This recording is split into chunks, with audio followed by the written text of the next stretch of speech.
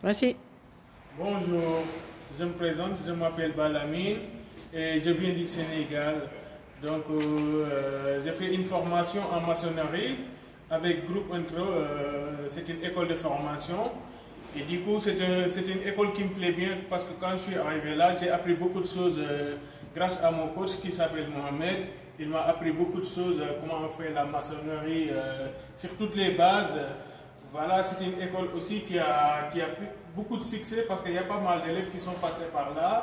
Et bon, moi quand je suis arrivé là, je suis vraiment content quoi, parce que c'est un métier que je voulais faire il y a longtemps et du coup je n'avais pas la possibilité de le faire. Donc, quand je suis arrivé là-bas, grâce à mon coach, il m'a montré beaucoup de choses sur la maçonnerie, des choses que j'ai jamais vues de ma vie. Hein. Jamais vues de ma vie, franchement. Ça n'a rien à voir avec la maçonnerie qu'on fait en Afrique. Sur la technique, le plan de travail qui doit être propre, le matériel, tout qui doit venir à l'heure et descendre à l'heure. Voilà, tu dois porter une tenue, des chaussures de sécurité. Donc voilà, c'est rien à voir avec l'Afrique et je suis vraiment content. Espérons bien qu'après cette formation, je vais trouver le métier qui me plaît beaucoup parce qu'à la base, je suis ferrailleur. Donc c'est deux métiers qui se combinent, ferraillage et maçonnerie. Donc voilà, comme j'ai déjà l'expérience du ferraillage, pourquoi pas, si j'ai l'autre aussi de la maçonnerie, ça peut faire quelque chose quand même. Est-ce que le métier de bâtiment, ça ne te fait pas peur? C'est pas trop dur? Non, ça me fait vraiment pas peur. Parce que, comme je vous ai dit tantôt, moi je suis né dans le métier. Durant que j'étais au Sénégal, j'ai fait que vraiment travailler dans les chantiers. J'ai travaillé partout, surtout en gros œuvres, dans les bâtiments comme les sous-sols. Je sais faire beaucoup de choses, mais en ferraillage. Maçonnerie, j'ai jamais vraiment fait.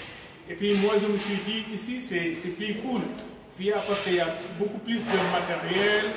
Et puis, la façon dont on t'apprend le métier, et là-bas, c'est vraiment pas... Parce qu'ici, c'est le théorie et le pratique. Donc, voilà.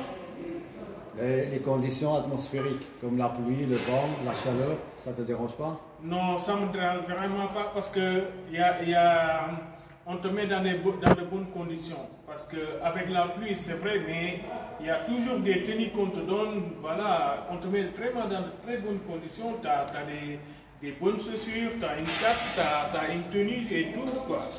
Donc voilà. Et puis, s'il y a la neige, à mon avis, le chef, il va arrêter parce que s'il y a plus moyen de travail, on arrête. Ce n'est pas le cas en Afrique, en fait. Et la mentalité des gens, est-ce que ça ne te fait pas peur un peu? Bon, c'est pas comme en Afrique par exemple, parce que ici les gens sont plus réservés. Ça veut dire que parfois une personne peut venir et il a une mauvaise humeur. Vous voyez qu'en Afrique tu peux parler avec tout le monde hein, parce que voilà, vous connaissez déjà. Mais le problème, ce qui est important, c'est quand tu fais ton travail bien, tu n'as pas de problème avec qui que ce soit. Si tu viens à l'heure et tu descends à l'heure, tu fais ton travail, tout nickel, pour moi, c'est le but et tu n'auras pas de problème avec qui que ce soit. Ouais, donc, tu estimes que en faisant bien ton travail, tu seras respecté? Pourquoi pas? Parce que pour moi, c'est le but. Parce que il faut se respecter d'abord, avant qu'on te respecte. Si tu viens à l'heure, tu fais bien ton travail, comme le chef il te le demande, pour moi tu n'auras pas de problème avec qui que ce soit, parce que le chef il est témoin. S'il vient, il voit que tu fais ton travail comme il faut, vraiment il n'y a pas de problème avec qui que ce soit. De toute façon, c'est ça qui est important, de faire bien ton travail, quoi. Merci beaucoup. Avec plaisir. Merci.